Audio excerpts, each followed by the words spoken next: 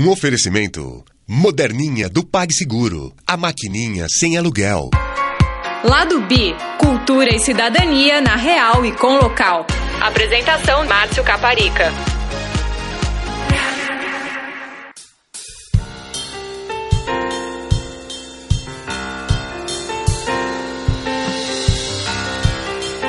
Esta semana, o Lado B da MPB.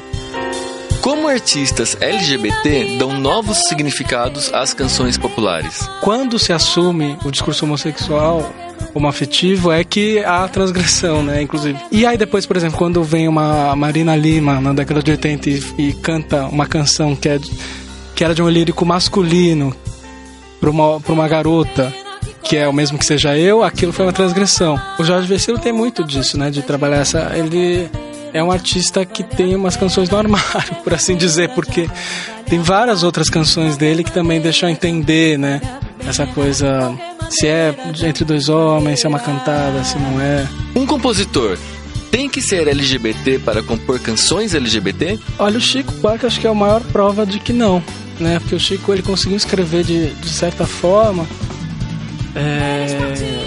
conseguiu se colocar no lugar de uma mulher, por exemplo, diversas vezes. Inclusive ele é reconhecido muito por causa disso. Claro que tem toda a questão de protagonismo, enfim, que é uma questão que hoje se discute muito, né, de que você não ocupar o lugar de fala do outro, mas ao mesmo tempo eu não vejo muito problema, porque se a pessoa fizer um discurso que seja convincente, acho que vale a pena.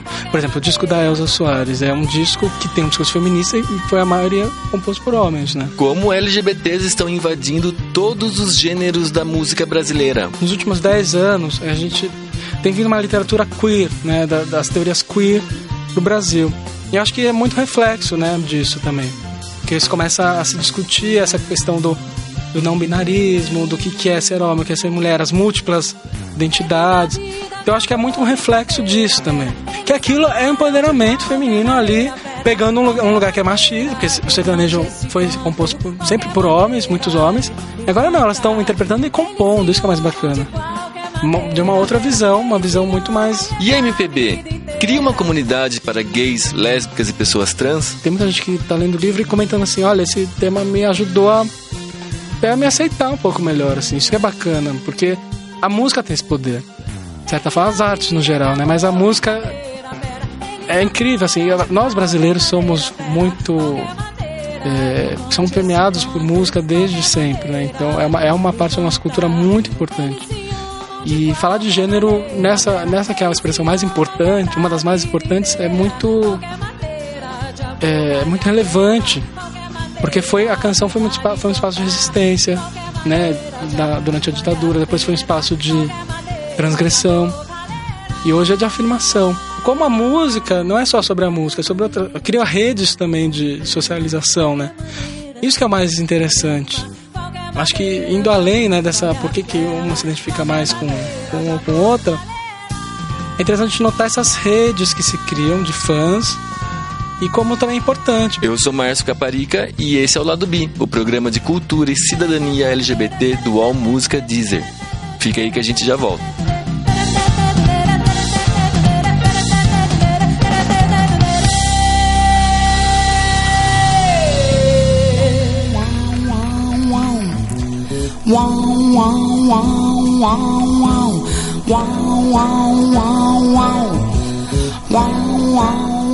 Olá, internauta! Seja bem-vindo a mais uma edição do Lado B, o programa de cultura e cidadania LGBT do All Música Deezer. Canções populares comerciais estão de tal modo presentes no dia a dia das culturas brasileiras que não é fácil trabalhá-las de forma crítica. É muito bom de ler, complicado de falar. A música popular brasileira realmente está na nossa vida o tempo todo. Nós, como brasileiros, temos a vantagem de ter uma música nacional muito forte. E outra vantagem também, porque a música popular brasileira, desde que se tornou isso que a gente conhece como MPB, tem uma presença muito grande de artistas LGBT e de canções que, às vezes, mais explicitamente, às vezes menos explicitamente, também tratam da questão LGBT. Nosso tema hoje é MPB. E o nosso convidado é o Renato Gonçalves, autor do livro Nós Duas, mestre em filosofia pelo Instituto de Estudos Brasileiros da USP. E pessoa muito bacana, igual as MPB, obviamente. Tudo bom, Renato? Tudo bem. Renato, explica para o nosso ouvinte o que é o Nós Duas. Bom, primeiramente, obrigado pelo convite. O Nós Duas é um projeto patrocinado pelo Programa de Ação Cultural do Governo do Estado, em que eu traço um panorama de canções e temáticas ligadas a... O Nós Duas é um projeto que tenta mapear as canções brasileiras que trazem a temática LGBT, de certa forma, seja na canção propriamente dita, na composição, na letra, também na performance do artista, na imagem do artista, tentando enxergar a canção como em suas múltiplas dimensões e ver como a questão LGBT, desde a década de 70, vem sendo tratada e na canção, como a canção é um reflexo dos movimentos LGBT, dos avanços, dos retrocessos, da temática no Brasil, que por si só já traz algumas contradições entre aceitação, proibição, enfim. É muito bacana mesmo. Eu, quando eu fiquei sabendo do livro, peguei para baixar na hora. Dá para você baixar, aliás, ouvinte. Qual que é o endereço do site? É www.nosduaslgbt.com.br. Isso, está lá disponível para baixar. É um livro curtinho, de 60 páginas, no entanto, muito informativo. Não só sobre questão de música e MPB, mas também como toda a questão de teoria de gênero. É muito bacana, porque, na verdade... Eu achava que ia falar muito de música por si só, e enfim, na análise histórica e tal. E, na verdade, o Renato faz um trabalho muito bacana de utilizar a música para exemplificar e abordar as questões de gênero. Muito bacana. A gente vai falar sobre tudo isso agora, daqui a pouco, mas antes eu só vou lembrar, como sempre, o ouvinte, que a gente tem um blog, www.ladobi.com, onde eu escrevo quase todo dia, às vezes mais uma vez por dia, para compensar os outros dias que eu não consegui escrever, porque afinal... Final de ano é puxado para todo mundo, né? Temos aqui algumas noticiazinhas que eu quero apontar. Primeira, nas minhas questões que eu sempre considero importantes, temos duas notícias relacionadas à PrEP. A primeira é que a Noruega, esse país civilizado, nórdico e gelado, é o primeiro país no mundo que adotou a PrEP como no sistema público de saúde. A gente sabe que PrEP é tomar truvada para evitar de pegar HIV. Hoje em dia, cada vez menos as pessoas usam camisinha, porque afinal meio que saturou, cansou. Não acho que é correto. Por favor, usem camisinha sempre, porque afinal é o jeito mais barato, prático de evitar o HIV. No entanto, temos agora essa outra opção. E agora a Noruega resolveu bancar, então o pessoal lá vai poder fazer PrEP, ou seja, tomar truvada todo dia para não pegar HIV. Enquanto isso, o nosso Ministério da Saúde aqui está empurrando a questão com a barriga, certo? Porque fala que não pode dar permitir ou não permitir o uso de truvada aqui no Brasil, enquanto a Anvisa não permitiu o seu uso para a prevenção.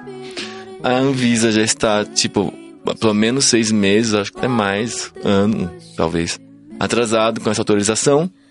Ninguém agiliza, enquanto isso, então, fica nesse limbo, né? Quem sabe um dia a Anvisa solta, e daí se a Anvisa soltar, daí o Ministério da Saúde permite, a gente fica ouvindo a musiquinha do telefone e as pessoas ficam pegando HIV. Muito chato, viu, Anvisa? Ou o Ministério da Saúde, seja quem for. Outra notícia relacionada a isso, no entanto, é que surgiu uma segunda pessoa que pegou HIV mesmo tomando PrEP. Eu estou estudando esse assunto, não terminei ainda a notinha, vou publicar hoje. Mas pelo que tudo parece, a pessoa estava tomando certinho e pegou. Isso quer dizer que a PrEP não funciona, farsa. Não, gente. Se imagina a quantidade de gente que está fazendo PrEP nos Estados Unidos, todos lá transando, sem camisinha, mas fazendo PrEP, portanto não é sexo sem proteção, porque afinal tem proteção. E nesse tempo todo, já faz mais de um ano, a segunda pessoa pegou HIV. Quer dizer, ainda assim é um método muito, muito, muito eficaz. E as coisas tendem só a se tornarem mais eficazes, porque afinal agora que tem os casos que pegaram, os cientistas podem estudar e descobrir por que pegou e daí tentar fazer alguma coisa a respeito, né? Muito bem. E para terminar, até deixar um pouquinho mais light o assunto e levemente relacionado com o assunto de hoje, eu traduzi um post do Guardian sobre o armário na música pop, desde os anos 50 e 60, com Little Richard até hoje em dia, em que o cara analisa umas questões bem relevantes, tipo hoje em dia, que já não é mais tão tabu ser gay, por que tem ainda muito artista no armário? Por que mesmo quando o artista é declaradamente gay, ele ainda evita muitas vezes usar os pronomes da atração sexual dele nas músicas que compõem? Frank Ocean é um exemplo, que está cada vez usando menos os pronomes masculinos nas músicas dele, talvez por uma necessidade comercial de fazer os héteros se identificarem com a música. Não sabemos. É um texto muito bacana, uma análise bem boa, vão lá e confiram. Aliás, isso acontece muito na música brasileira? Acontece demais, inclusive...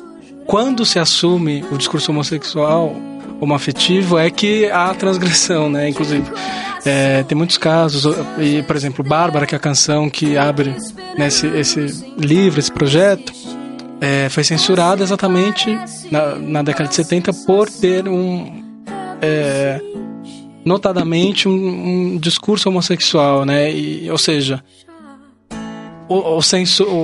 A censura sacou essa através de um pronome, né, de nós duas, que dá nome inclusive ao livro, sacou e realmente censurou, inclusive na faixa gravada pelo Chico Buarque, tá censurada na gravação original.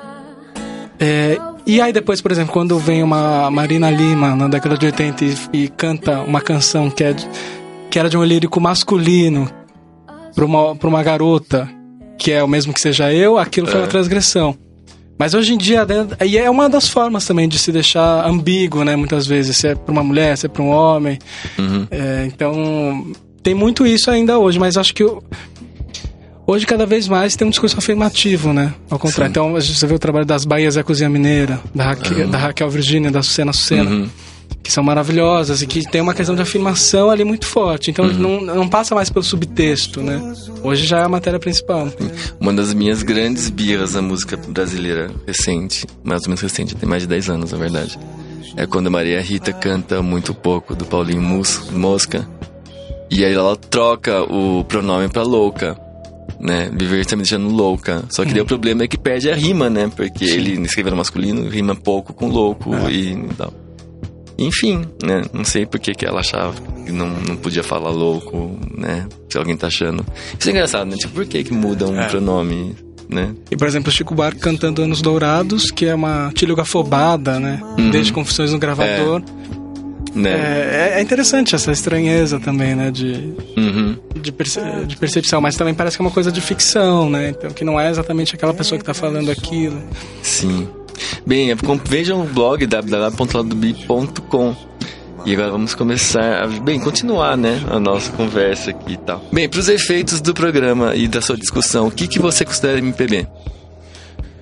Olha, a MPB é um rótulo já que é problemático desde o início, né? MPB, esse rótulo surgiu na década de 60, 70 e até hoje você tentar definir MPB na academia ou fora você não consegue. Mas usualmente tem essa conotação da música popular brasileira. Eu uso, na verdade, uma terminologia da canção popular comercial, que é uma terminologia do Walter Garcia, que é um grande estudioso da canção, que mostra esse caráter da canção, que geralmente é de 3 a 4 minutos e que tem resquícios populares, né, que é a canção principalmente do meio urbano, das músicas de trabalho, enfim. E o lado comercial, que é, de fato, são canções que são para serem consumidas, né? Mas MPB é um rótulo muito vago e também que muitas vezes atacha um pouco o artista, né? Então, por exemplo, a Marina, às vezes é MPB, às vezes é rock, às vezes é pop, né? Assim, dando um exemplo. Eu acho que às vezes é engraçado porque, ao mesmo tempo que às vezes limita um pouco também serve para enaltecer o artista, né? Porque totalmente. Você não é um sertanejo, assim, MPB, não, eu adoro sertanejo, na verdade, alguns. Então não acho que sertanejo é pejorativo, mas as pessoas que pejoram outras coisas fazem essa distinção, né? Sim, exatamente. Tem essa coisa da MPB ser música de qualidade, né? É uma construção social, assim como vários outros rótulos, mas a MPB em si, o que é hoje? Quem tá fazendo MPB hoje, né? Eu de fato não sei dizer quem tá fazendo MPB hoje. As Bahia. E outros artistas, assim, né? É engraçado porque hoje eu lancei no Facebook um pedido de músicas, tipo, gente, quero músicas LGBT novas, velhas e tal. E começou a aparecer umas coisas que eu não conhecia. Eu falei, cara, tem um monte de gente produzindo que eu tenho que correr atrás. O que apareceu? Apareceu, bem, dos clássicos, botaram Bárbara, daí puseram Marina, Lineker. Uhum. Tem dois, né? Tem o Lineker e o Lineker. É complicado essas coincidências da vida. Aí tem uma que eu vou ter que falar depois. A MC Lim. MC Chuchu. Tem um que é no Bittencourt, como é que é? O Jalu também. Peraí. Nossa, surgiu uma que é o Anarco-Funk, bicha pobre. Vou ter que ouvir depois. Anarco-Funk. Ana Miller, Bruno Capinã, Arthur Nogueira.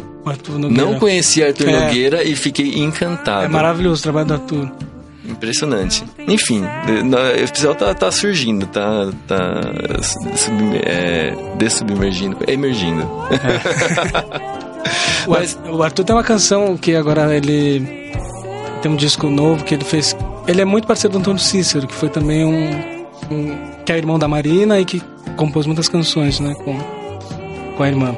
E agora ele lançou um disco só com canções do Antônio Cícero. E tem algumas coisas bem interessantes. Tipo Onda, que é uma canção de um cara para um rapaz da praia, assim. É bem bonito, assim, o trabalho, porque o Antônio Cícero foi um dos caras que trouxe a homoafetividade, a homossexualidade pra canção e também pra poesia. Demais. E esse disco é só sobre ele. Sim.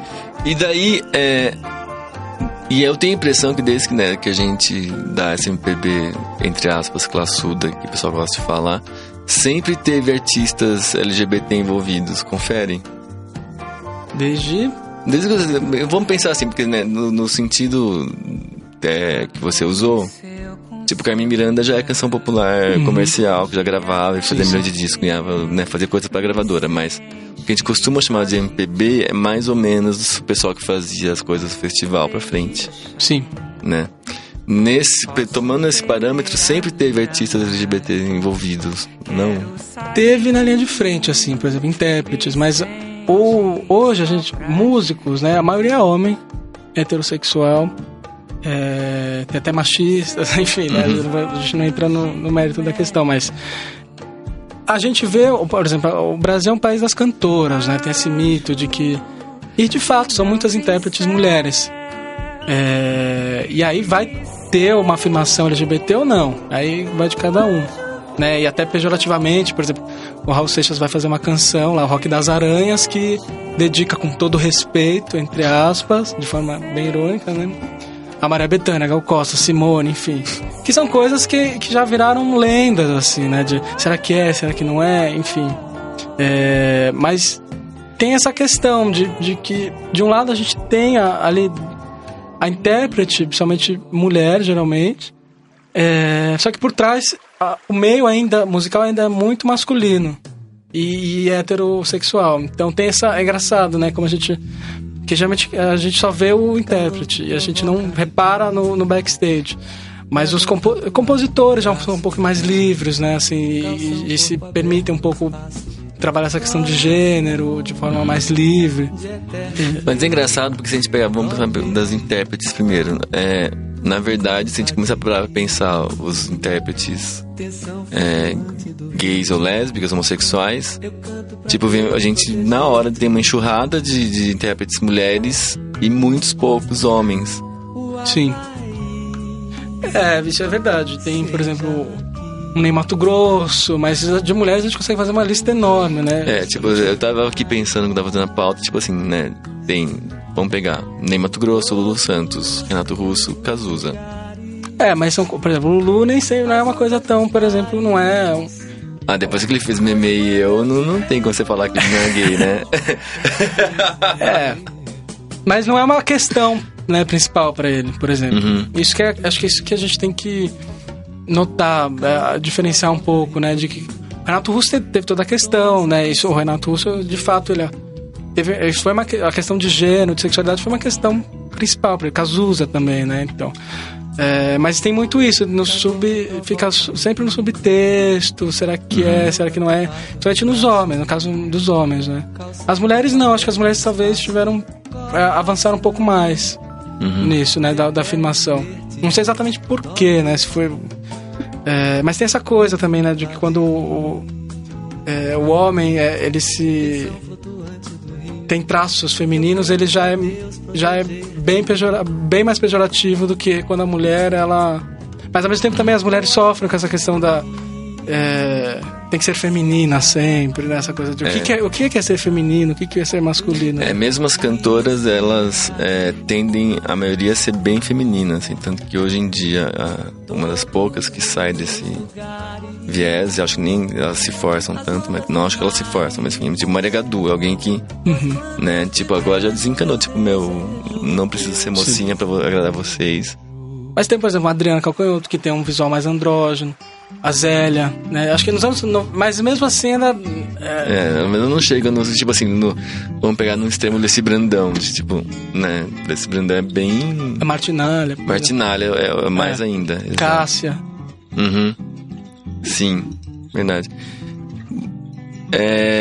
Tem que ter... O compositor tem que ser LGBT pra fazer músicas de teor LGBT? Olha, o Chico Buarque acho que é a maior prova de que não, né? Porque o Chico, ele conseguiu escrever de certa forma, conseguiu se colocar no lugar de uma mulher, por exemplo, diversas vezes. Inclusive ele é reconhecido muito por causa disso. Mas eu acho que não precisa necessariamente ser LGBT. Claro que tem toda a questão de protagonismo, enfim, que é uma questão que hoje se discute muito, né? De que você não ocupar o lugar de fala do outro, mas ao mesmo tempo eu não vejo muito problema, porque se a pessoa fizer um discurso que seja convincente, acho que vale a pena, acho que não tem muito empecilho. Quanto mais gente falando, melhor, assim, eu acho. O problema é que o que não dá é pra não se falar. Eu acho que isso é a pior coisa. Sim, não fingir que não existe. Fingir que não existe, ou... porque muitas vezes os intérpretes não são compositores, né? Então, de fato, tem que acabar trabalhando com... Por exemplo, o disco da Elza Soares é um disco que tem um discurso feminista e foi a maioria composto por homens, né? Não sabia. Tirando 2 faixas, né? A Mulher do Fim do Mundo, que é com a Alice Coutinho, que é do Rômulo Frois com a Alice Coutinho. E a canção Benedita, que tem também uma ou 2 mulheres no meio, o resto são composições feitas por homens, né? E mesmo assim, na voz, a forma como a Elza se apropriou das canções, como as canções foram feitas para ela, aquilo não tanto faz, foi um homem ou uma mulher, de certa forma, no fim do dia, né? Porque o que conta é a interpretação da Elza, é o discurso sendo falado pela Elza. Quais são os outros exemplos que você tem em mente, ou que você botou no livro, de intérpretes que se apropriaram de músicas até às vezes compostas por hétero para dar um significado novo LGBT para elas? Olha, teve o caso mais clássico é mesmo que seja eu, da Marina. Puxa, mas assim, de cabeça...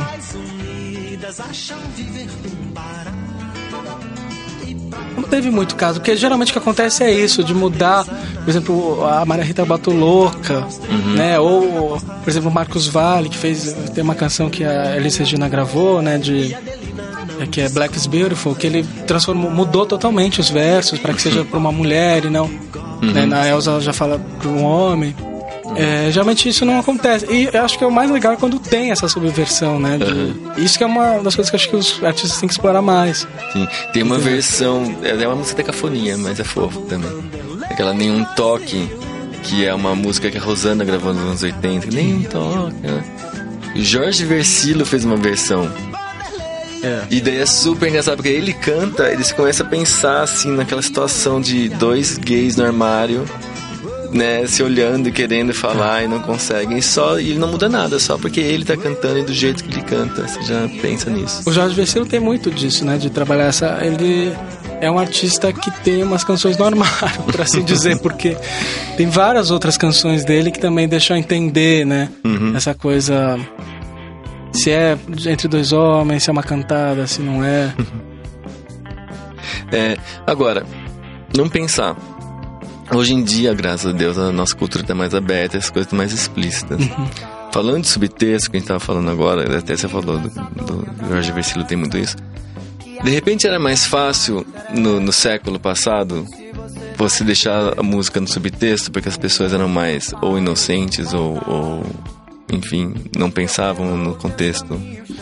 Se é de introduzir o assunto aos poucos, aí não. Não, porque eu acho que, por exemplo, você fala muito do seu livro da censura. Uhum. E como eles usavam estratagemas para burlar essa censura. Sim.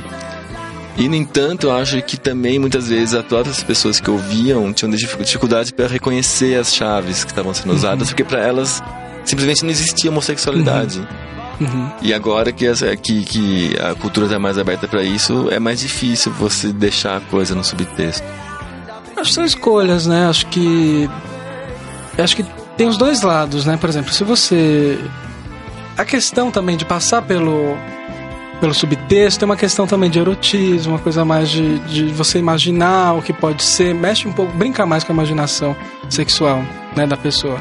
Mas a afirmação também é muito bacana, porque, por exemplo, eu dei uma oficina no Museu de Diversidade Sexual agora, e uma das participantes, quando ouviu uma canção da Maria Bethânia, que a Maria Bethânia gravou, mas é da Ana Carolina e Jorge Versilo, Eu Que Não Sei Nada do Mar, ela se emocionou, porque ela se identificou com o discurso que estava ali, de afirmação, de autoconhecimento, de deixar fluir um desejo homossexual. Então, isso é bacana de uma canção afirmativa, né? Uhum. E hoje você vê, por exemplo, o show de Lineker, As Baias da Cozinha Mineira, como a música é uma forma de criação de identidades coletivas e individuais LGBT, né? Então a canção ali, aquele discurso é muito forte para as pessoas. Uhum.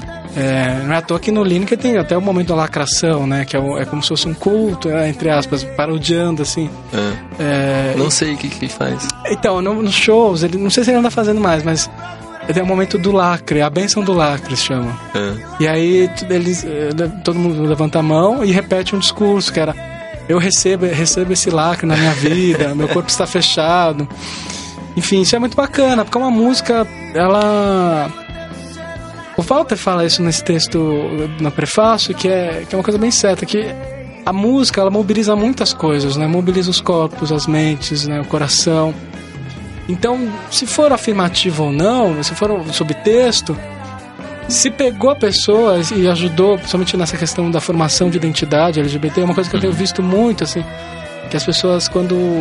Tem muita gente que está lendo o livro e comentando assim: olha, esse tema me ajudou até a me aceitar um pouco melhor, assim. Isso que é bacana, porque a música tem esse poder, de certa forma, as artes no geral, né? Mas sim, a música é incrível, assim. Nós brasileiros somos muito...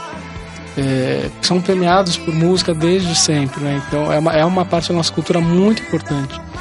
E falar de gênero nessa que é a expressão mais importante, uma das mais importantes, é muito relevante, porque a canção foi um espaço de resistência, né, durante a ditadura, depois foi um espaço de transgressão, e hoje é de afirmação. E algo que acompanha a gente o tempo todo, né? Você, seja qual for os sentidos, você sempre pode estar cantando ou ouvir sem querer e dispara toda aquela série de lembranças. Existe um capítulo inteiro no seu livro sobre o Ney Matogrosso, basicamente. Porque o Ney foi muito importante, né? Não tem como... acho que os dois principais, assim, né? Se a gente fosse selecionar dois, é a Marina e o Ney. De fato, eles foram dois pioneiros nas suas áreas. O Ney muito da questão da performance, da imagem, a performance. Isso de um período muito duro, né? De repressão, na década de 70. E ao mesmo tempo era um cara que estava no Fantástico, né? Então, horário nobre, divertindo as famílias, as crianças adoravam. E ao mesmo tempo, o Brasil é o país que mais mata travestis e transexuais, né? Por exemplo. Então, são contradições. E inevitável, né? É um cara que tem uma produção muito grande, né? E não para, ainda bem que ele não para. Graças a Deus. Ainda bem que ele não para. E até hoje, né? Então tem de fato tinha que ter um capítulo só sobre ele. O que eu acho mais digno dele é que ele só faz o que ele quer também. Eu tenho a impressão que ele sempre só fez o que ele quer. Então não tem muito abrir concessão, tipo entrar numa moda X ou Y, né? Sim. E teve um grupo, por exemplo, que durante a pesquisa eu descobri que eu não conhecia até então. Na verdade, dois artistas que eu não conhecia, que isso foi descobrido durante a pesquisa. Primeiro foi Les Étoiles, que foi uma dupla de travestis, na verdade transformistas, né, para usar o termo da época, na década de 70, que circulou a França inteira cantando canções brasileiras. Eram 2 travestis brasileiras. E que foi meio apagada, assim, da história, né? Essa dupla. E a outra foi a Tuca, também, que foi que na década de 70, 72, 73, 74, fez um disco totalmente afirmativo lésbico, né? Afirmativo como uma lésbica e que também saiu o disco pela Som Livre, que é uma grande gravadora, né, da Rede Globo, e que a gente também perdeu durante a história, porque ela faleceu jovem, enfim.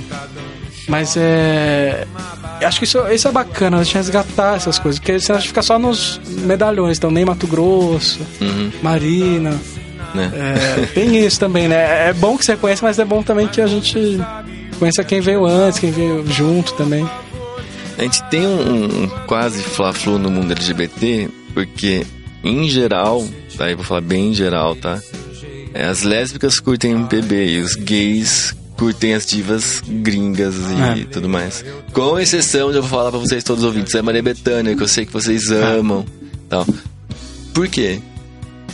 Olha, eu não sei, acho que criou esse estigma, assim, né? Mas se você for ver também, em shows de MPB, acho que a comunidade LGBT, de certa forma, na verdade é uma comunidade gay e lésbica, né? Porque tá muito presente, né? E inclusive tem essa questão das divas, não só a Bethânia, tem a Fafá, que também foi que tem uma legião de fãs muito grandes, homossexuais, que de certa forma até incorporam certos trejeitos, certas brincadeiras, certo vocabulário. Gal Costa também é outra que tem um público. Mas tem isso mesmo, né?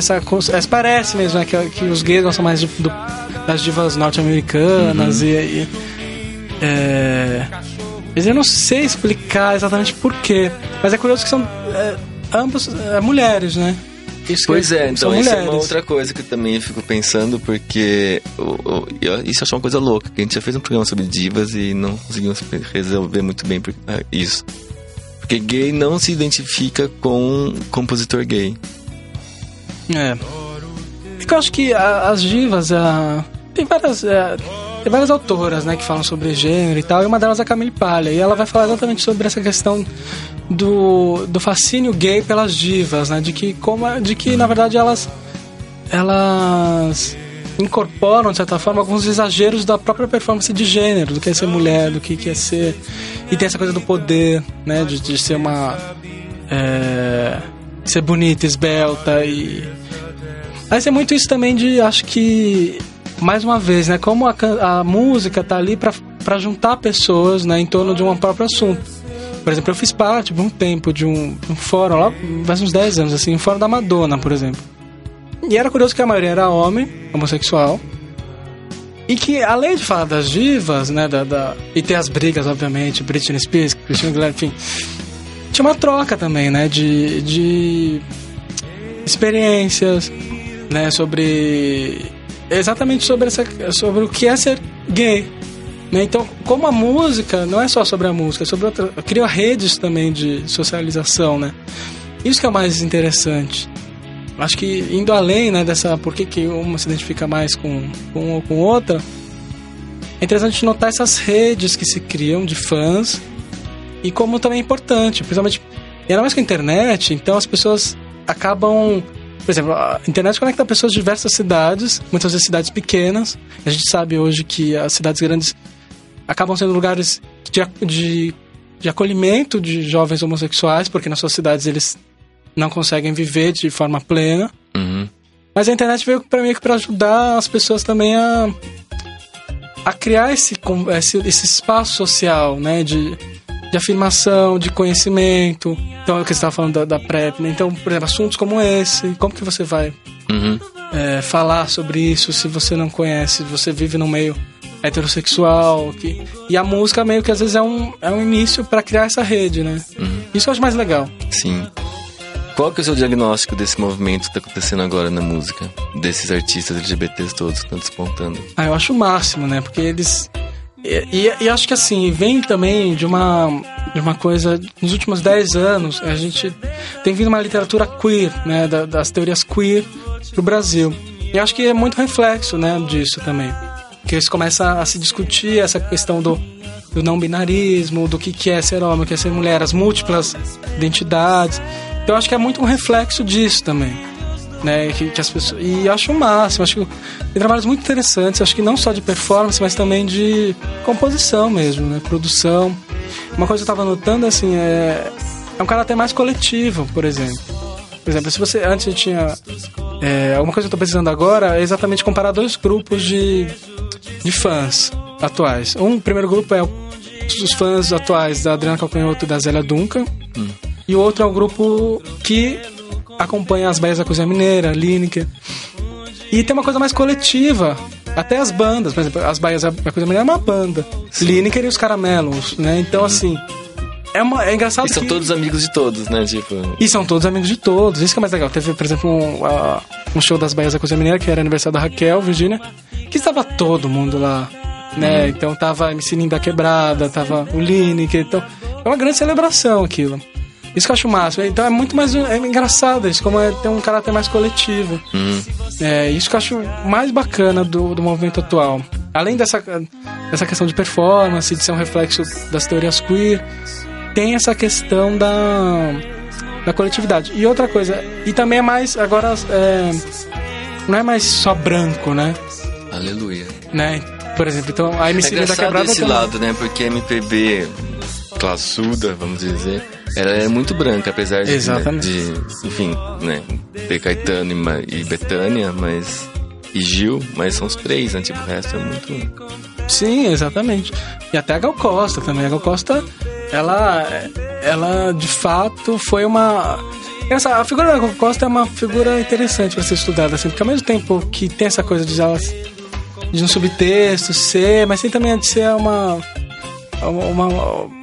enfim, assim, ela era mais sex symbol do muito grupinho, sex symbol, né? Sex symbol e pros homens, né? Sim. Isso que eu acho mais engraçado. Mas se bem que a Marina, por exemplo, ela comentou esses dias que quando ela cantava Mesmo Que Seja Eu, os homens ficavam doidos. Não era só as mulheres, os homens também, porque essa coisa da fantasia, né? Tem a fantasia de duas mulheres, mas também tem a fantasia de agora as mulheres estarem no controle, entendeu? E ser o homem para aquele cara, entendeu? Então tem essa coisa assim de... É bem interessante. Mas essa questão de agora a gente ter mais expressões artísticas. Então a MC Linda Quebrada é maravilhosa. Tem um trabalho... O que eu acho incrível até é falar isso, de puxar essa pergunta, você vê. Porque a cultura LGBT tá penetrando os bastiões que a gente achava mais machistas, né? Então, tipo... O rap, o funk. Rap e funk, gente. Então... O Rico da Lazana, né, no rap. De fato, né? E outra coisa também, acho que é uma preocupação bem interessante.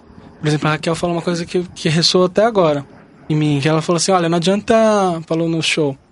Não adianta só aplaudir travesti hype, não, tá? Tem que empregar travesti, tem que... incluir, e eu achei muito bacana isso, porque de fato, né, não adianta, porque isso na cultura brasileira é muito comum. Então aplaudir as drag queens, né, aplaudir os transformistas na época dos anos 70, mas ao mesmo tempo na rua vira cara, né? Sim. Então isso que é o mais importante também. Acho que tem várias coisas são típicas do comportamento brasileiro. Tipo, isso é uma coisa que eu já me peguei fazendo no passado, não faço mais, mas eu pego muita gente fazendo, que é tipo, sei lá, detesto funk carioca, que é péssimo. Ai, nojo e tal. Mas daí a Adriana Calcanhoto regrava o funk carioca. Agora sim. Por quê? Porque tem a Adriana Calcanhoto. Tipo, né, não consegue reconhecer algo de qualidade no estado natural. Sim. Tem que ter essa chancela de alguém que legitimiza aquilo, né? As pessoas são muito preconceituosas, né? Assim, principalmente com música. Aí, mais uma vez, a música como um fator de distinção social, de formação social. Tem isso também, né? De o que você consome, o que você ouve.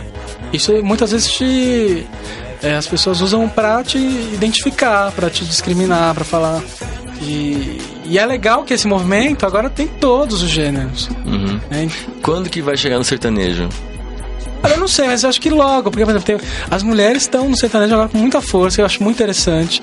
Nayara Azevedo, Coisa Maraísa, Maiara e Maraísa. A Maiara e eu tenho uma outra que eu adorei, que é do Infiel, Marília Mendonça. Acho que essa também tem a música dos R$50. A dos R$50 é a Nayara. É a Nayara. Que é maravilhoso. Que aquilo é empoderamento feminino ali, pegando um lugar que é machista, porque o sertanejo foi composto sempre por homens, muitos homens. Agora não, elas estão interpretando e compondo, isso que é mais bacana. De uma outra visão, uma visão muito mais... E a coisa que eu acho maravilhosa no sertanejo, aliás, obrigado, Débora, com a minha housemate que vai me apresentando, é porque tem uma coisa que é muito rara hoje em dia, né? Que elas são canções narrativas. Sim. Explicitamente narrativas e com sacadas muito boas, né? Porque a gente tem essa tendência da MPB lírica, poética, tal. E não, tipo assim, você consegue fazer um filminho das músicas. Sim. E elas têm... Tem clímax, tem reviravolta, né? É super legal. Os R$50 é uma história, né? Sim. E ela faz questão de falar, é uma história verídica que aconteceu comigo. E aí no meio do final da performance que tem no YouTube, ela tira uns R$50 do bolso mesmo. Então assim, realmente elas estão contando histórias, né? Por mais que em alguns momentos tenha ali uma coisa meio... competição entre mulheres, né? Por exemplo, a questão de chamar a outra de vagabunda, quase. Ah, né? Sim, Né? Não, tá chamando ela de puta. Não que as putas sejam nada de errado, mas é o que ela tá fazendo. Sim. Tipo, puta é barata ainda. Tipo, pra ajudar a pagar a dama que te satisfaz, toma aqui uns R$50 e pode ficar com troco. Né? Eu acho genial os 10%, porque toda uma história, tipo, né? Estou aqui de fossa e tem um garçom me sacaneando e botando música de propósito. Pra me deixar mais na fossa. Mas assim, vamos fazer sertanejo gay... lésbico, tem que fazer, eu acho que tem. Por favor, ouvintes, eu tô em busca, porque eu tenho certeza que já tem alguém fazendo nesse momento. É só porque não chegou em mim ainda. Se vocês conhecerem, por favor. E não seja de forma pejorativa, tipo Rosa e Rosinha. Rosa e Rosinha era... tinha toda a questão de pejorativa, né? De fingir que era dois afeminados, etc. Não é. Não é pra fazer. Não, também nada contra afeminados, mas entendeu? A caricatura. Era caricatura, dois homens héteros fazendo caricatura. Quais são as grandes canções homoeróticas ou sentido LGBT que a gente tem? Olha, eu acho que Bárbara é uma grande canção, né? Que foi uma das primeiras. Eu acho que... tem várias. A Nível D, que é uma canção do João Bosco, com o Aldir Blanc, que é uma canção que fala de um troca-troca entre casais, que eu acho muito interessante. Isso foi muito ousado pra... Eu vi essa letra no seu livro, falei, cara, que ousado. Tem swing e troca e casal gay no final. E casal gay, né? Geninho Zeppelin, que é um clássico, né, do Chico, que fala da Geni. É engraçado quando eu li que você coloca no seu livro que realmente a Geni como uma mulher trans. Sim. Porque a gente também, desde que eu ouço, eu tava acostumado a pensar ele numa bichona só. E até porque quando a gente ouve a música e não tem a peça por trás, sim, né? Você pensa, uma bicha, tá lá, tal. E não... a Geni, ela é uma personagem muito importante nessa peça, que é a Ópera do Malandro. Em que mais... E acho engraçado, assim, como o Chico foi muito sensível em falar que foi em botar a Geni como aquela que transita entre todos os ambientes ali da peça, né? Em todas as famílias ali, enfim. E ao mesmo tempo ela é descartada.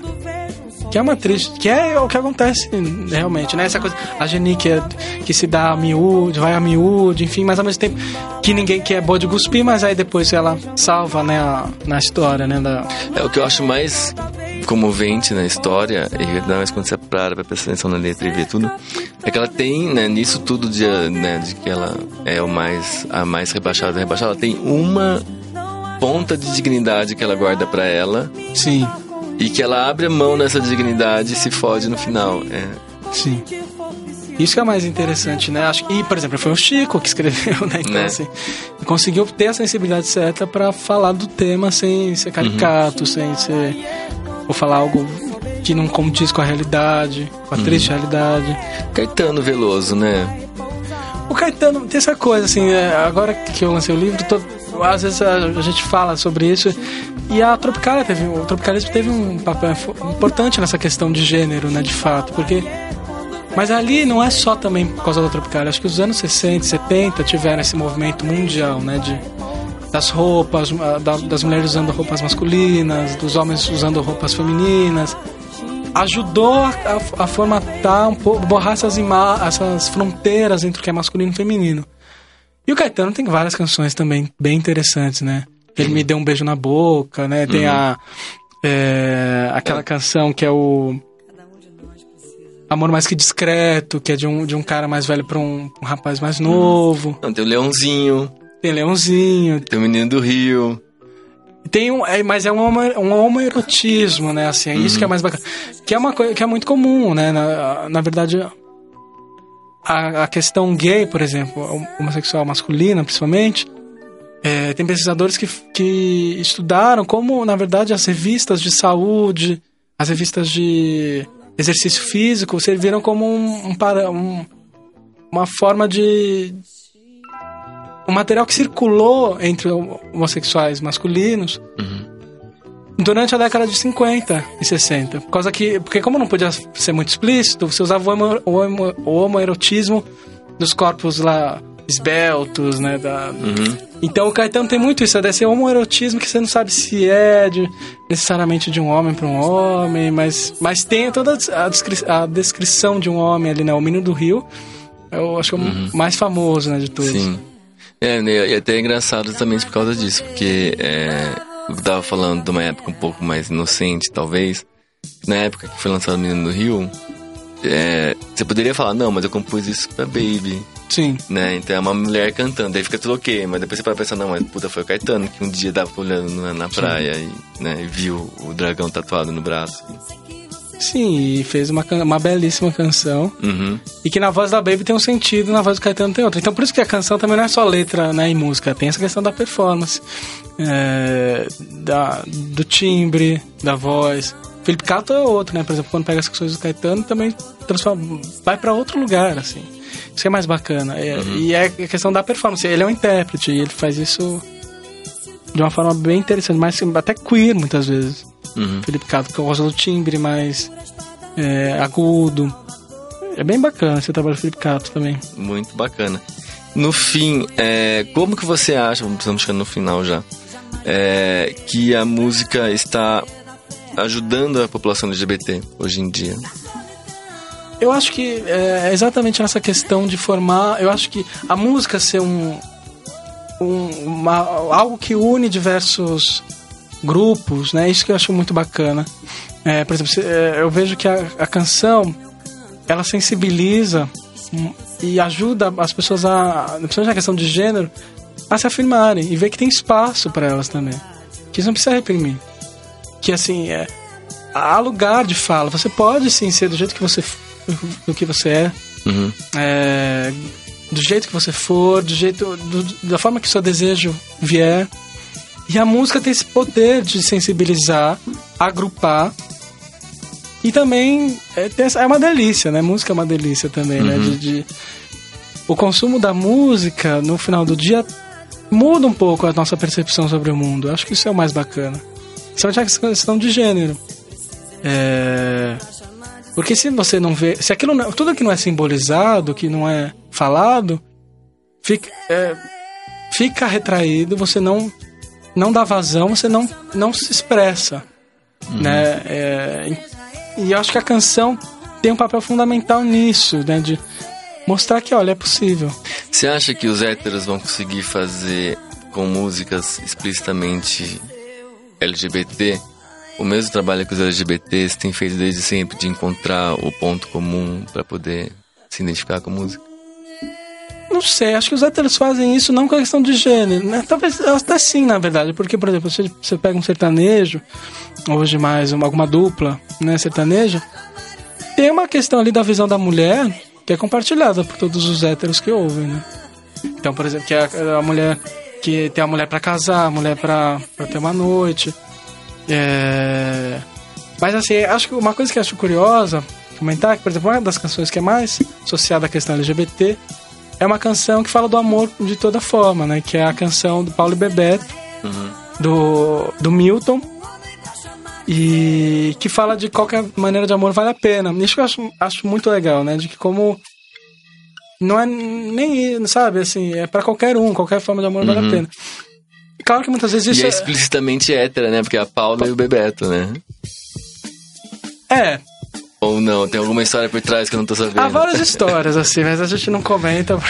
Porque... Não, comenta sem nomes. Peraí, agora fiquei curioso. Não, então, já disseram que são codinomes. Tem muito isso também, né? De você usar outros nomes pra...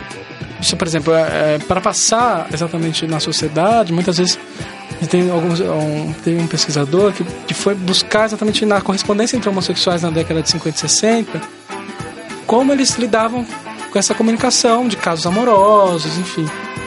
E trocava, por exemplo, o nome por um nome de uma mulher. Ao invés de falar o Ricardo, falava assim, a Solange. Então, assim, é uma forma também de passar as coisas. Então, assim, a Paula e o Bebeto a gente não faz ideia. Estamos plantando pulgas atrás da orelha de todo mundo agora. Que nem, por exemplo, comentaram assim, mas o Milton é gay, né? Eu falei, olha, não sei. Mas assim... Mas também se o artista também não quer eu acho que corretíssimo, assim, se ele não quer se expor também, isso é questão de geração, né? Eu acho que, enfim, cada um tem sua própria escolha. O que a gente não pode alimentar, eu acho que essa história, assim, também, que é muito... hoje a indústria, principalmente de fofoca, né, usa muito essa... Será que fulano é gay? Será que não é? Na verdade, ali não tem outra razão do que arranjar like, curtida, visualização. E aí falam que é um ato político. É um ato político sair do armário, claro que é. Mas da forma que alguém de fora vem falar e quer apontar, tentar descobrir, eu não vejo isso com bons olhos, assim. Eu vejo com um pouco de... eu não sei, eu tenho uma... a questão da fofoca é uma questão que a gente já discutiu aqui no lado do bi, porque ao mesmo tempo que eu acho que... a princípio, sim, eu acho que invadir a privacidade de qualquer hétero ou gay, é errado. Sim. Então, assim, coisas que a pessoa tem expectativa de privacidade devem ser mantidas privadas. No entanto, quando fica essa coisa tipo assim, será que eu conto que eu vi o fulano com o namorado na rua, na nota de fofoca? Tipo, se você vê o Adnet com alguém que não é a Dani Calabresa, vira notícia na hora. Sim. Daí se você vê o fulano com um namorado andando na rua e dando um beijo e alguém fotografou, não sei se revelo, porque mas dá muito like. Então, mas eu acho que assim, que muitas vezes a pessoa enfim, não dá notícia porque acha que vai ser, porque é muito feio mostrar que a pessoa é gay. Tipo, não, entendi. Eu acho que meio que temos que ter os parâmetros iguais. Tipo, sim, tem que ter os parâmetros iguais. Enquanto fofocas, qualquer casal, né, extraconjugal na rua é digno de fofoca, já que você vai fazer fofoca mesmo. Agora tem esses grupos de outing, né, que tira as pessoas do armário, né, principalmente personalidades, celebridades. Que é muito interessante em casos, por exemplo, que eu acho que quando a pessoa tem um discurso homofóbico. Sim. Isso eu acho muito interessante para mostrar a hipocrisia, né? Porque, de fato, você tem um discurso homofóbico, e hoje a gente sabe, né, que a gente está passando por um momento em que cada vez mais você tem esse discurso homofóbico gratuito, assim, é um ódio gratuito, mas que tem consequências muito reais. Sim. Essa é a questão, que as pessoas não param para pensar nisso. E também o que importa, a sexualidade do outro, entendeu? Então essa é a questão. Exato, na verdade eu nunca dei notícia de alguém sair do armário no lado do bi, a não ser em casos muito específicos e educadores. Tipo, quando Miley Cyrus falou, sou pansexual, né? Assim, então vamos explicar o que é pansexual, aproveitando que a Miley Cyrus falou. Mas, sei lá, ator do Arrow fala, o Colton Haynes é gay. Parabéns, Colton Haynes, na notícia, no meu blog também. Sim. Né? Muito bem. Bem, estamos chegando ao fim, já deu quase uma hora aqui já de conversa. E então, por favor, Renato, a gente sempre deixa o convidado se autopromover no que ele quiser no final do programa. Essa é a sua oportunidade, autopromova-se. Bom, enfim, conheça um livro, ele vai estar em distribuição gratuita através de algumas ONGs aqui de São Paulo, que vai estar lá no site, que é www.nós2lgbt.com.br. E lá no site, além de ter essas ONGs, tem também o download gratuito do trabalho. Enfim, a gente também está fazendo algumas palestras, dando algumas oficinas que a gente sente e ouve algumas canções e discute, que tem sido bem bacana. Por que chama Nós Duas, aliás? Nós Duas vem por causa de duas canções, uma da década de 70 e outra agora de 2013, que uma é Bárbara, que Nós Duas aparece como um termo que define que é um discurso homossexual entre duas mulheres, e que foi censurado na época, e na Lisette, que é uma canção do Kiko Dinucci e Jonathan Silva, que foi gravado pela Nausete, que o Nós Duas surge também, o mesmo termo, surge para identificar que era um discurso entre sobre duas mulheres. E como isso mudou, né? Em algumas décadas, como não era censurado, no outro surge de uma forma bem interessante. Muito legal. Eu tava lembrando tanta música que nem consegui falar depois. Namorada de Carlinhos Brown. Tem namorada. Tipo, a primeira vez que eu falei, cara, é muito explícito, assim, tipo, né? Não dá pra você fingir que, tipo, não estou entendendo. Né? E todo mundo cantava, tipo, carnaval. Muito bem. Bem, e você encontra lá do Bi nas redes sociais mais bacanas do mundo. Nós estamos no Facebook, em facebook.com/programa lá do Bi. No Twitter, em @programa lá do Bi. E no Google Plus, em google.com/mais lá do Bi. O nosso blog, você já sabe o endereço, é www.ladobi.com, onde eu escrevo quase todos os dias. No final de cada post, na barrinha lateral, tem um botãozinho para você fazer uma doação. Vai lá, pinga um dinheirinho pra gente continuar funcionando. Outra maneira que você também pode ajudar a gente a continuar funcionando é comprar as camisetas do Lado B, que lá no site também tem na barra lateral um bannerzinho para você comprar nossas camisetas com mensagens positivas LGBT. O nosso e-mail é programaladobia@gmail.com. Mande dúvidas, questões, sugestões de pauta. Eu leio tudo, não respondo sempre porque tem muita coisa, mas leio tudo e eu respondo tudo que é bacana. E por fim, você consegue ouvir o Lado B a partir das sextas-feiras aqui no All Música Deezer e a partir das segundas-feiras no SoundCloud, no iTunes e no YouTube. No YouTube. No iTunes também você pode lá deixar um review de 5 estrelas que ajuda a divulgar o programa, a gente fica mais conhecido. E se você assinar ele, assim que o programa for pro ar, ele já baixa no seu celular, tablet, seja o que for que você estiver utilizando. Pra quem também não sabe, no YouTube estou fazendo vários videozinhos, inclusive eu vou gravar um aqui com o Renato, dando uma prévia da entrevista e outras reportagenzinhas pequenas de 5 minutos sobre várias questões. Fiz um sobre o Museu da Diversidade recentemente, ficou bem bacana. Vão lá e confiram. Eu sou Márcio Caparica e esse é o Lado B, o programa de cultura e cidadania LGBT do All Música Deezer. Até semana que vem. Beijo!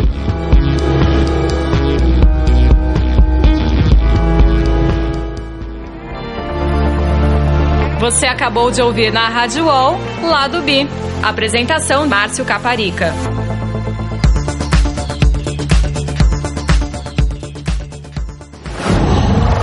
UOL.